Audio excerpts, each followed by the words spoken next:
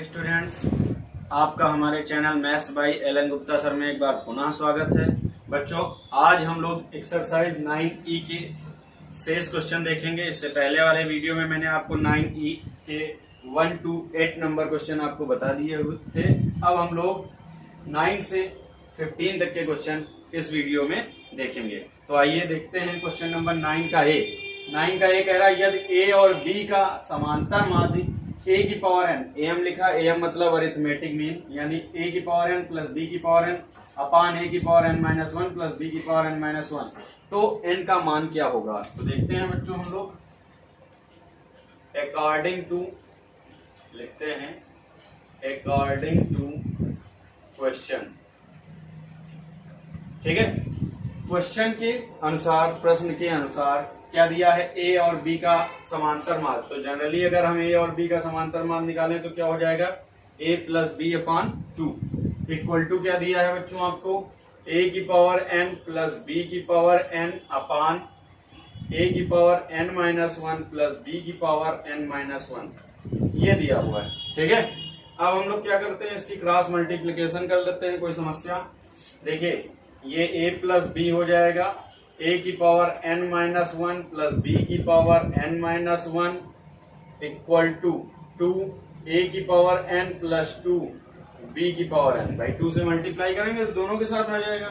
अब हम लोग इसकी मल्टीप्लाई कर लेते हैं। क्या हो जाएगा, a इंटू ए की power n minus 1 plus a into B की power n minus 1 plus a into A की power n minus 1, a into B की power n minus 1 plus b से ओपन करते हैं तो b इंटू ए की power n minus 1 plus b into B की power n minus 1 equal to 2a की power n plus 2b की power n। ठीक है, a इंटू ए की पावर n माइनस 1, जैसे आपका 2 इंटू 2 की पावर 1 अगर हम करते हैं तो 2 की पावर 2 हो जाता है, 1 प्लस 1 ऐड हो जाता है। वैसे n माइनस 1 प्लस 1 अगर करेंगे तो माइनस 1 प्लस 1 कैंसिल हो जाएगा, क्या बचेगा, a की पावर n। तो अब इसको हम लिख लेते हैं a की power n plus A B की power n minus 1 plus B A की power n minus 1 plus b into B की पावर n, भी इसी तरीके से b की power n equal to 2a की पावर n प्लस 2b की पावर n हो जाएगा। ठीक है, अब हम लोग क्या कर सकते हैं, 2b की पावर n को इधर ले आते हैं।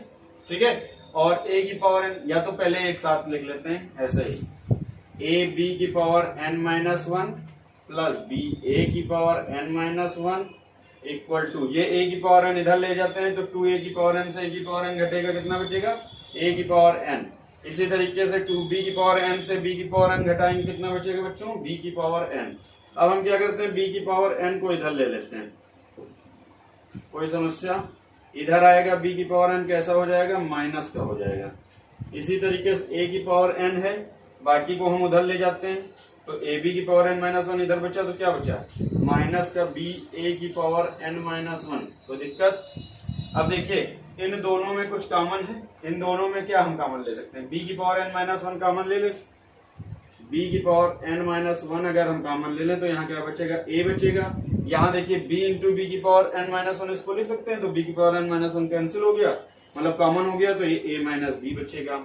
इसी तरीके से इन दोनों में देखिए क्या कॉमन ले सकते हैं हम, a की पावर n माइनस 1 यहाँ भी कॉमन ले लेते हैं, और यहाँ क्या बचेगा बच्चों, a माइनस बी बचेगा। a माइनस बी दोनों साइड क्या हो जाएगा, कैंसिल हो जाएगा। कोई समस्या? अब देखिए यहाँ बचा b की power n minus 1 equal to a की पावर n माइनस 1। कोई दिक्कत?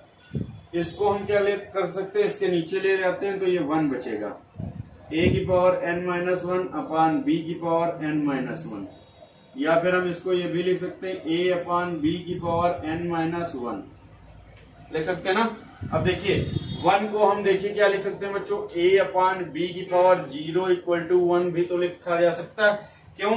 कोई भी अगर पूर्णांक है उसकी पावर अगर 0 है, ठीक है, तो उसकी वैल्यू हमेशा क्या होती, 1 होती। तो हम 1 के स्थान पे a अपान b की पावर 0 लिख लेते हैं। क्यों a अपान b ही लिख रहे हैं, क्योंकि यहाँ पर इधर हमारा पार्ट क्या है, a अपान b है। अभी यहाँ x अपान y होता तो हम x अपान y लिख सकते थे। बात समझ में आ रही? तो हम 1 को क्या लिख सकते हैं, a अपान b की power 0 equal to a upon b की पावर n माइनस 1। ठीक है, अब दोनों और क्या करेंगे हम, घातों की तुलना करेंगे तो घातों की तुलना करने पे क्या आएगा, n-1 equal to 0, then n equal to क्या आ गया बच्चों 1। ये हो गया आपका आंसर। बात समझ में आई। इसी तरीके से आपका 9 का बी क्वेश्चन भी लगेगा। कह रहा है यदि a और b का समांतर मान a की power n plus 1 plus b की power n plus 1 upon a की पावर n प्लस b की पावर n हो तो n का मान सेम जैसे मैंने 9 का a बताया है वैसे ही 9 का b लगेगा। क्लियर।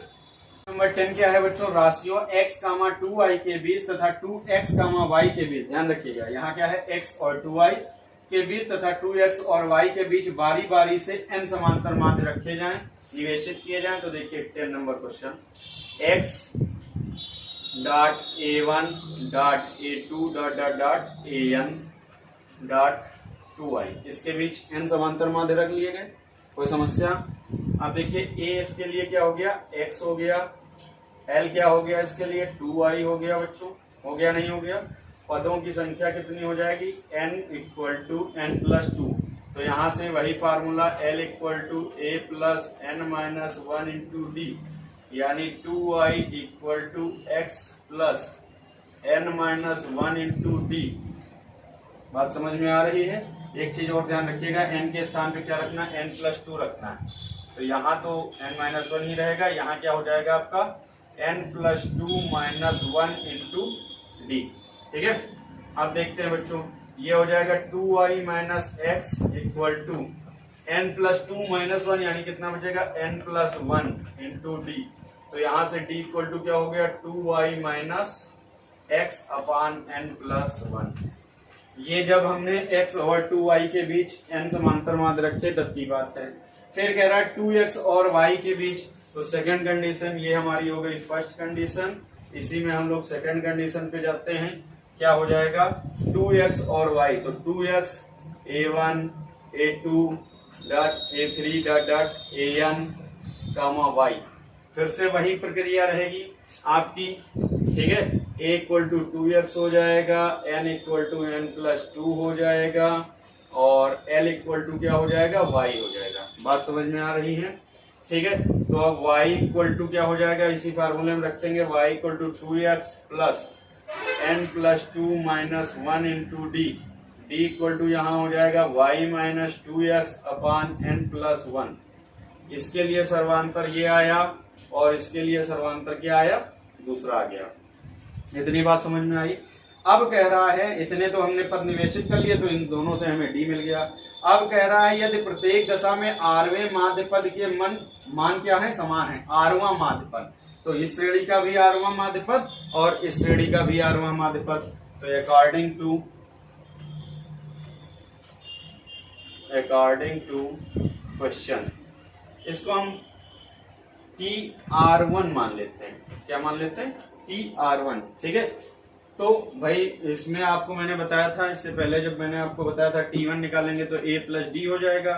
तो अगर इसी तरीके से हम लोग क्या निकालेंगे बच्चों, इसी तरीके से क्या निकालेंगे, अगर हम TR निकालेंगे, R1 मानने की आवश्यकता नहीं, TR मानेंगे या निकालेंगे तो क्या हो जाएगा, A प्लस RD हो जाएगा। क्या हो जाएगा, A प्लस RD। बात समझ में आ रही है। ठीक है।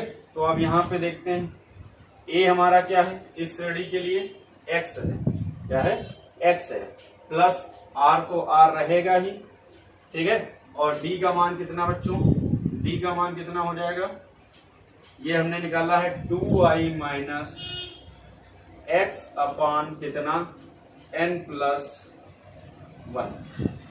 ठीक, ये हो गया। इसी तरीके से इस श्रेणी के लिए TR अगर हम निकालेंगे तो क्या हो जाएगा, ये भी A प्लस RD हो जाएगा।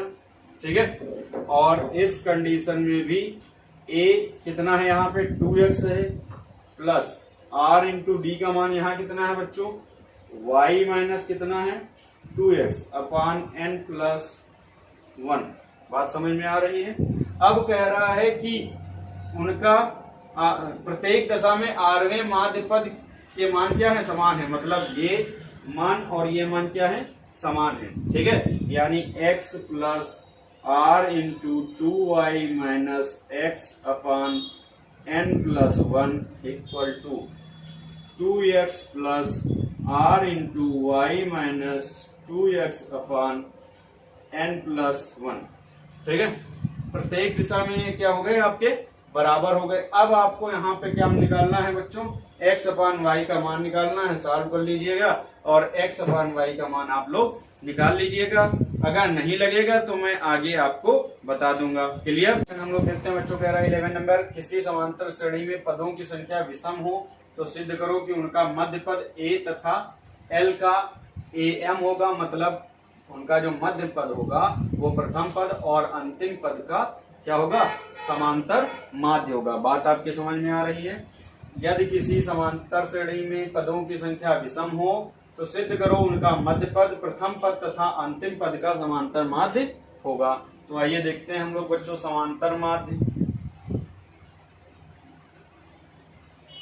समांतर माध्य मतलब अगर संख्याएं a, b होती है तो क्या हो जाता है, a+b क्या हो जाएगा, 2 हो जाएगा। सिंपल सी बात। अगर प्रथम पद और अंतिम पद दिया है तो क्या हो जाएगा, a+l/2 हो जाएगा। बात आपकी समझ में आ रही है। ठीक है। अच्छा, यदि श्रेणी में पदों की संख्या विषम हो तो हमेशा याद रखेंगे, यदि किसी श्रेणी में पदों की संख्या विषम हो तो उसका जो मान होगा n+1/2, जो उसका समांतर माध्य होगा वो क्या हो जाएगा, n+1/2वां पद, n+1/2वां पद। बात समझ में आ रही है ना भाई। किसी श्रेणी में अगर विषम पद होंगे तो उसका जो समांतर माध्य होगा वो n+1/2वां पद हो जाएगा। ठीक है। तो देखते हैं बच्चों, अब हम लोग निकालते हैं tn+1/2वां पद, तो क्या हो जाएगा, a+n+1/2 - 1 इंटू क्या हो जाएगा, b हो जाएगा। ठीक है, बात समझ रहे हैं ना। अगर हम प्रारंभ से निकालें, प्रारंभ से, ठीक है, इसी तरीके से अगर हम अंत से निकालें, इससे निकालें अंत से, ठीक है, अंत से वही पद निकालें, क्या tn+1/2वां पद, तो क्या हो जाएगा tn+1/2 इक्वल टू क्या हो जाएगा, जब हमें अंतिम पद ज्ञात है, आपको बताया था ना मैंने आपको, क्या होता है l-n+1/2 - 1 इंटू डी। ये हमारी इक्वेशन फर्स्ट हो गई, ये हमारी इक्वेशन क्या हो गई सेकेंड। दोनों को हम क्या कर देंगे, ऐड कर देंगे, तो 2tn+1/2 इक्वल टू क्या हो जाएगा, जब ऐड करेंगे तो देखिए ये और ये क्या हो जाएगा, कैंसिल हो जाएगा। ठीक, ये और ये कैंसिल हो गया। ये देखिए tn+1/2 वन टाइम और वन टाइम यानी 2 टाइम हो गया, और ये क्या होगी आगे आपका a+l, या फिर tn+1/2 equal to a+l/2। It सिद्धम हेंस प्रूव्ड। देखिए, यदि किसी समांतर श्रेणी में पदों की संख्या विषम है तो उसका मध्य पद, तो इसका मध्य पद क्या हो गया, tn+1/2वां पद, प्रथम और अंतिम पद का क्या है, समांतर माध्य। यही तो बात है, यही तो सिद्ध करना था। जैसे ये बताया वैसे ही क्वेश्चन नंबर आप लोग 12 लगाएंगे। क्वेश्चन नंबर 13 देख लेते हैं इसी क्रम में हम लोग।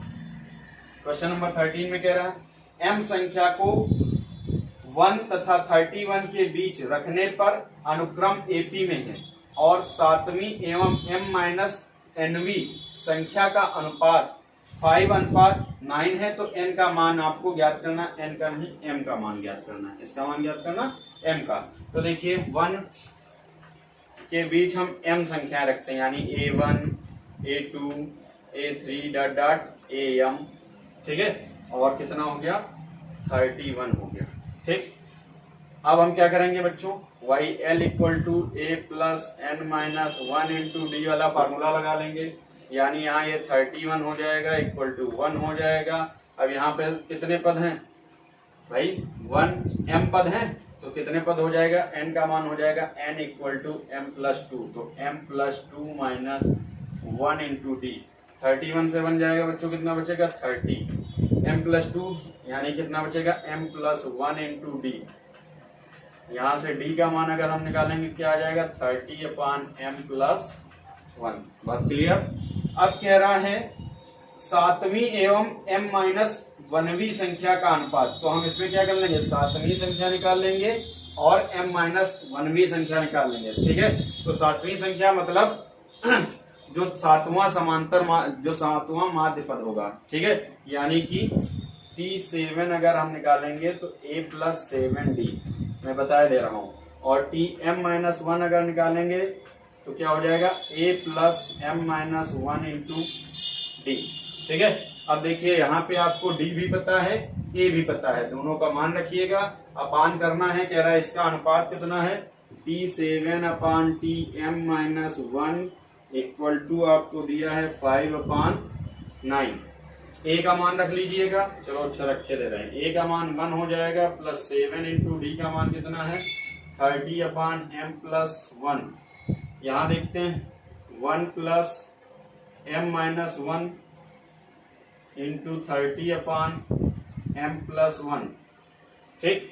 अब इसके अपान ये कर लीजिएगा, एलसीएम लेके सॉल्व कर लीजिएगा, m का मान आपको मिल जाएगा। बात समझ में आई? तो इस तरीके से 13 नंबर आपका लग जाएगा। लगाइएगा, नहीं लगेगा तो आप पूछ सकते हैं बेझिझक। अगला देखिए 28 और 10 के मध्य 11 AM रखे जाएं तो इस श्रेणी के मध्य 3 पद, तो आपको मैं पहले ही बता चुका हूं कैसे इस क्वेश्चन को लगाएंगे।